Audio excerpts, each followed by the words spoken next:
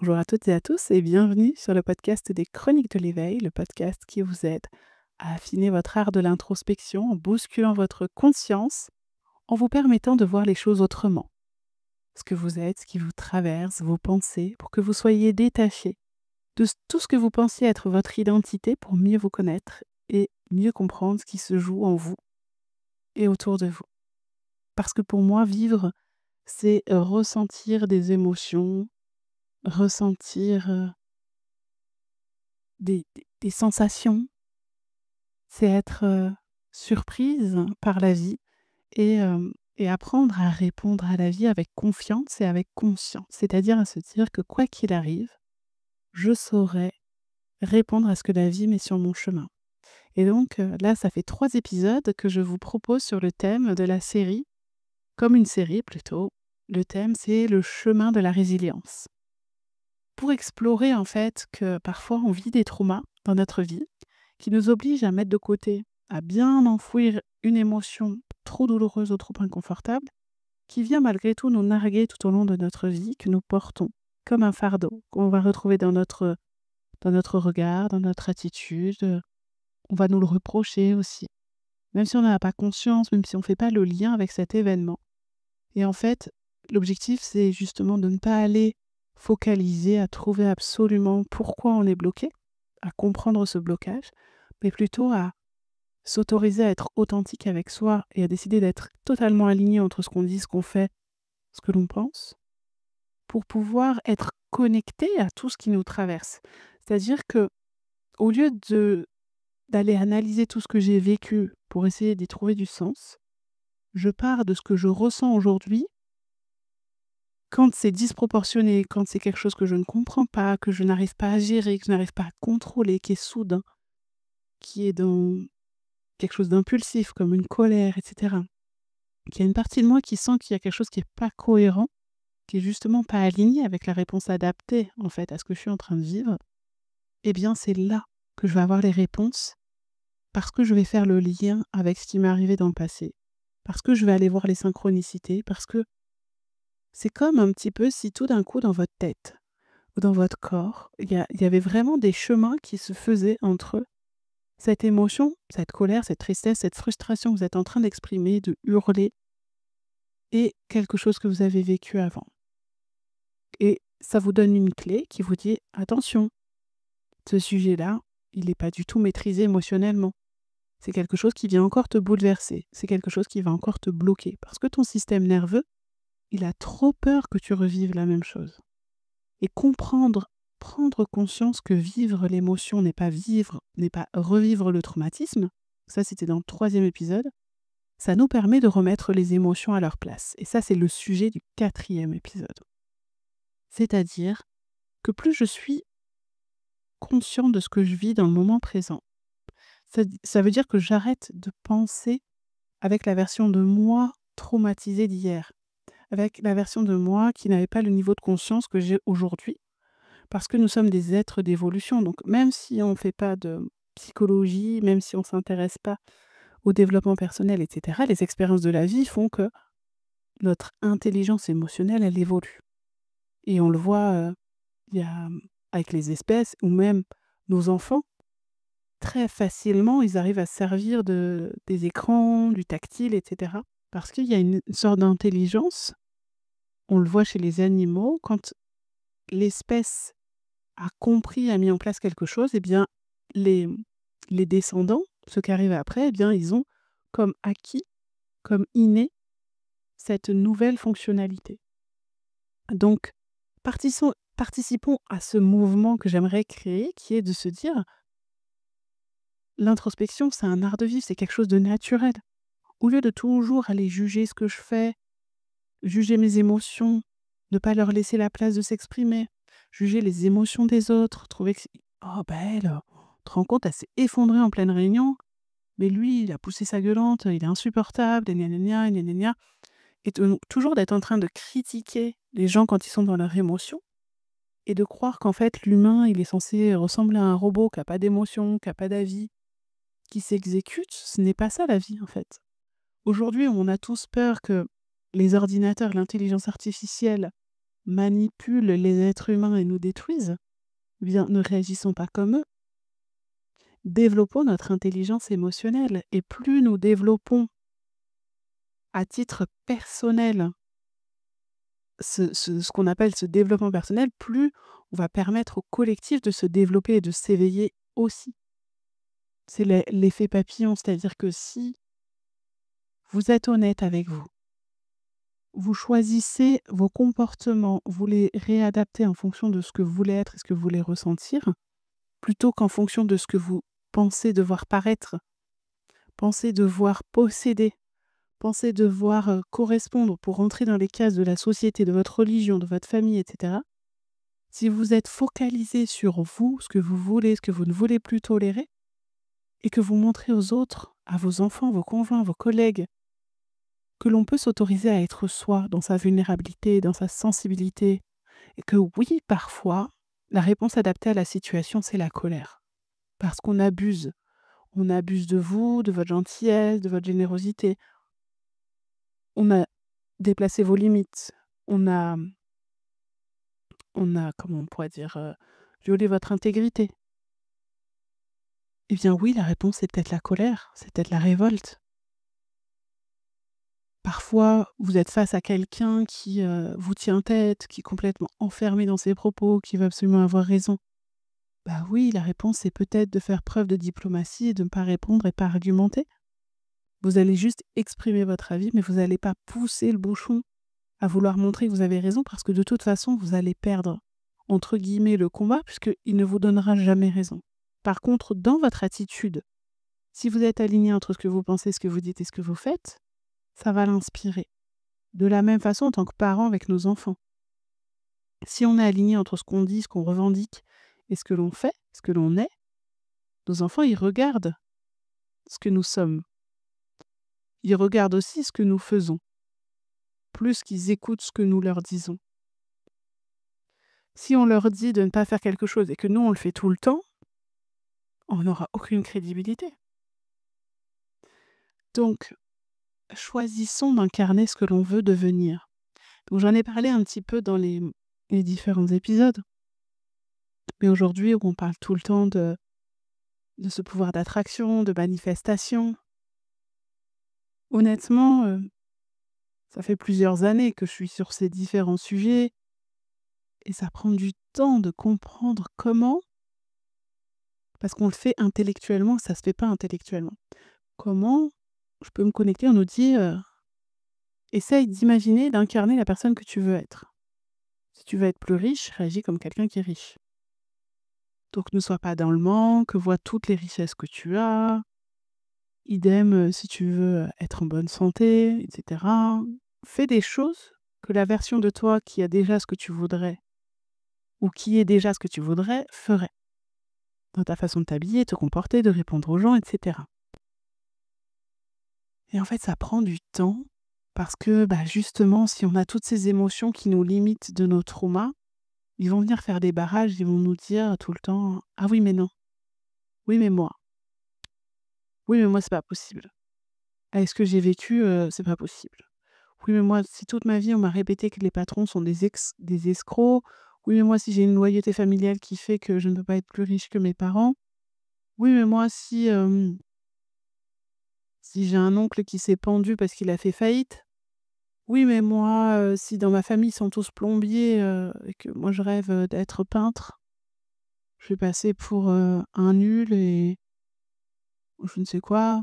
Oui, mais moi ceci, oui, mais moi cela. Parce que inconsciemment, je porte la loyauté familiale, le trauma, parce que dans mon enfance, j'ai vu mes parents se tuer à la tâche au travail et donc c'est hors de question que je fasse pareil, je veux passer tout mon temps avec mes enfants. La question, c'est pas: «Est-ce que c'est bien? Est-ce que c'est mal? Est-ce que j'ai tort? Est-ce que j'ai raison?» La question, c'est: «Est-ce que c'est juste pour moi?» Si les choix que je fais, si je veux bosser 70 heures par semaine, que je m'éclate dans ce que je fais, que je suis épanouie, en bonne santé, que je me sens pas frustrée, bah alors je continue de travailler 70 heures par semaine. Si à l'inverse, je veux travailler que 2 jours par semaine parce que ma priorité, c'est de m'occuper de ma ferme, de mes enfants, de mon mari, j'en sais rien, et ben je travaille 2 jours par semaine. Je pense qu'il est temps de normaliser le fait que chacun ait ses normes. Bien sûr, il y a une base de respect pour le vivre ensemble. Bien sûr qu'il y a des règles à mettre en place. Mais si chacun fait ce qui est juste pour lui et vit ses émotions de façon juste, juste dans le sens de la justesse, de la balance. C'est-à-dire que je pleure quand je suis vraiment triste, quand je sens au fond de moi qu'il y a quelque chose qui me bouleverse vraiment, je vis pleinement ma tristesse, je vais pouvoir changer d'état après. Je réponds par la colère parce que on a dépassé mes limites, on m'a manqué de respect, etc. La personne va comprendre. C'est ce que je vous expliquais, il me semble, dans l'épisode précédent, c'est qu'en fait, quand on fait les choses parce que on est honnête avec nous-mêmes, on le fait, ça vient du fond du cœur. La réponse de la vie, la réponse des autres, elle va être alignée avec ce qu'on envoie. Par contre, si on est toujours en lutte, si on est toujours en colère, qu'il n'y a pas de raison d'être en colère parce qu'on est resté figé dans cet état, si on est tout le temps triste et qu'on se victimise, on va saouler les autres. Parce que chacun a ses traumas, chacun a ses difficultés, chacun a ses problèmes. Et on peut être solidaire avec quelqu'un, mais si on voit que cette personne, elle met rien en action, elle se fait pas aider, elle se fait pas accompagner, elle est tout le temps en train de ressasser le passé, tout le temps en train de se victimiser, elle est tout le temps en train de se dévaloriser, qu'on a tout fait pour l'aider, mais qu'elle ne veut pas être aidée, ça va être compliqué. Donc remettre les émotions à leur place, c'est important. Et en fait, encore une fois, ça se fait pas par rapport à ce qu'on va vous dire. On ne doit pas vous dire, bah, dans telle situation, tu es censé ressentir telle émotion. Le code des émotions, pour moi, il vient de vous. Parce que ce que vous allez ressentir comme une trahison, moi, je vais peut-être ressentir ça comme de l'injustice. Ce qui va vous dégoûter va peut-être pas du tout me toucher. Parce que c'est lié à ce que vous avez vécu. Donc si vous n'êtes pas en conscience de ce que vous avez vécu, de dire, c'est vrai, j'ai vécu ça, ça, ça. J'ai ressenti ça, ça, ça. Je l'accueille, je le respecte. J'ai pas d'autre choix que d'apprendre à vivre avec, comme une grosse cicatrice qui de temps en temps vient me titiller et me faire très mal. Mais j'ai eu cette blessure. Pourquoi est-ce que on peut comprendre que quelqu'un a une fracture, une opération lourde, avec des complications, par exemple à la jambe, et qui à des moments elle va boiter, pourquoi est-ce qu'on va aller lui chercher une chaise, on va lui dire de se reposer, prendre soin de toi, etc. Mais quelqu'un qui a vécu un trauma, quelque chose qui l'a profondément blessé à l'intérieur, qui n'endort pas la nuit ou qui est en vigilance parce qu'il a peur ou elle a peur que ça se reproduise, pourquoi est-ce qu'on va lui dire: «Allez, maintenant, faut que tu te bouges. Allez, maintenant, fais preuve de courage». Non. Soyons déjà bienveillants envers nous-mêmes pour pouvoir l'être pour les autres, justement. Si on arrive à s'apporter cette compassion, cet amour envers nous-mêmes, si on arrive à accepter aussi que ça prend du temps, qu'il faut être persévérant, si on arrive à comprendre que c'est à partir du moment où on choisit ce qui est juste pour nous, la vie va nous mettre sur un chemin qui est juste aussi, même dans les épreuves. Et c'est pas pour chercher des excuses, et je sais que c'est très difficile. Il y a des gens qui vont entendre ça comme ah bah c'est bien de vivre des traumas parce qu'il faut forcément passer par des choses graves et douloureuses pour pouvoir se réparer, aller mieux, etc. Blablabla. C'est pas ça que je veux dire. Ah, c'est hyper culpabilisant ce qu'elle dit parce que ça veut dire qu'on a choisi ceci, cela. Non. En fait, ce que je dis, c'est qu'on a le choix de prendre la responsabilité de se dire comment j'ai envie de vivre avec cette cicatrice, avec cette douleur. Est-ce que cette émotion que je porte, elle a toujours lieu d'être? Qu'est-ce que je peux faire de cette colère? Si j'étais victime de violence, par exemple, et que je suis en colère, qu'est-ce que je peux faire de cette colère? Bah, peut-être faire en sorte que mon statut de victime soit reconnu. Si je me suis sentie abandonnée par un parent, peut-être que c'est d'aller explorer pourquoi il n'a pas été présent. de se mettre à une place d'adulte et de parent et de se dire, bah, c'est lui en fait. C'est lui qui avait pas le courage, qui avait pas la force, qui avait pas les moyens. Peut-être qu'il a fait un acte d'adulte en choisissant de nous laisser avec, des gens qui pourraient mieux s'occuper de nous. Parce que si on était resté avec cette personne, ça nous aurait détruites et ainsi de suite. Et de se dire en fait que en changeant de paire de lunettes sur la situation, on ne donne plus le même crédit à ce qu'on se raconte et on peut raconter l'histoire autrement. Mais c'est surtout qu'on n'est plus le personnage principal responsable de ce qui s'est passé. On est responsable de comment on veut réagir à la situation, on n'est pas responsable de tout ce qui nous arrive quand on est victime. Si on prend la responsabilité de ne rien faire dans une situation, par exemple, je gagne pas d'argent, je travaille pas, je cherche pas à en gagner, je perds ma maison, ma femme me quitte, en plus je bois beaucoup d'alcool et j'insulte tout le monde, mes enfants veulent plus me voir. Ah oui, il y a peut-être une responsabilité à un moment donné à assumer. Par contre, j'ai une maladie, j'ai un accident, je perds tout, ma femme me quitte, j'ai pas de maison, aménagée, par rapport au handicap que j'ai et cetera, c'est pas ma responsabilité. Ma responsabilité, c'est de savoir se dire: «Comment je vais vivre avec ce handicap? Comment je vais vivre mes relations avec mes proches? Quelle relation j'ai envie d'avoir avec eux? Quel avenir j'ai envie d'avoir?» Mais ce qui est passé, de toute façon, dites-vous bien que vous allez toujours l'interpréter en fonction de votre état. Donc si vous allez pas très bien, vous allez voir le pire, vous allez voir la situation avec beaucoup de tristesse. Parfois, ça sera avec de la colère. Parfois, peut-être que vous préférez ne rien ressentir par rapport à ce qui s'est passé, ne plus en entendre parler. Parfois, vous allez être, justement dans cette attitude de la résilience et de vous dire: «Bah, en fait, à cause, mais aussi grâce à ça, j'ai développé ceci, j'ai développé cela, j'ai compris ci, j'ai compris ça». Et c'est là que vous avez le pouvoir de manifester ce que vous voulez dans votre vie. Est-ce que j'ai envie de rester la même personne? Est-ce que j'ai envie de changer? Si vous êtes aligné, si vous êtes en cohérence, si vous êtes, OK avec ce que vous pensez, ce que vous vivez, ce qui vous arrive, pourquoi devoir changer? Peut-être que vous avez juste besoin de prendre conscience de là où vous en êtes et d'accepter aussi que la vie met sur votre chemin ce que vous êtes prêt à gérer. Peut-être que si vous n'avez pas encore ce que vous désirez, c'est que vous avez des choses à expérimenter avant. Un enfant qui rentre au CP, qui apprend à lire, il est incapable de passer le bac. Il a besoin de passer par des étapes, par des apprentissages. Et ben nous, c'est pareil. Dans l'apprentissage de la vie, on a besoin de passer par des étapes. Et on pourrait imaginer qu'avant de s'incarner, on a tout écrit, on a tout décidé. On est venu dans cette vie, dans cette famille, à cette époque, à ce moment-là, dans tel contexte et tel environnement, pour vivre des choses. C'est pour vous dire qu'on peut se raconter toutes les histoires qu'on veut.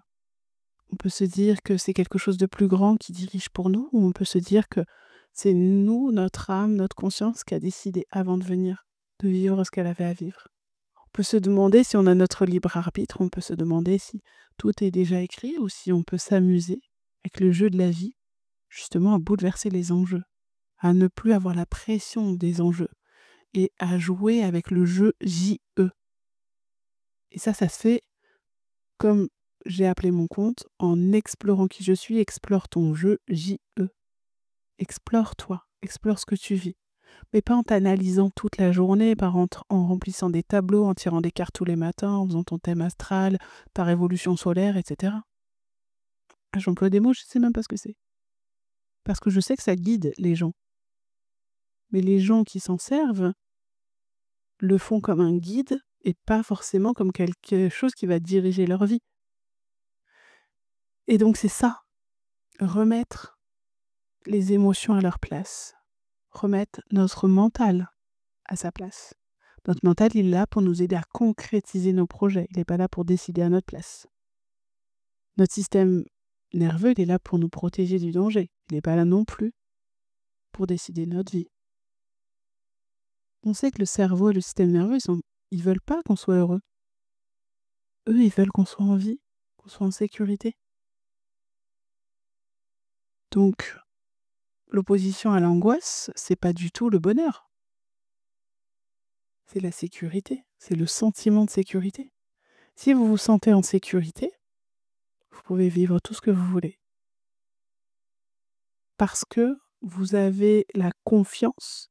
La sécurité, c'est la confiance et vous êtes en lien avec vous-même pour vous dire que quoi qu'il arrive, vous saurez gérer. Et que si vous n'arrivez pas à gérer, si vous tombez, si vous vous plantez, c'est pas grave.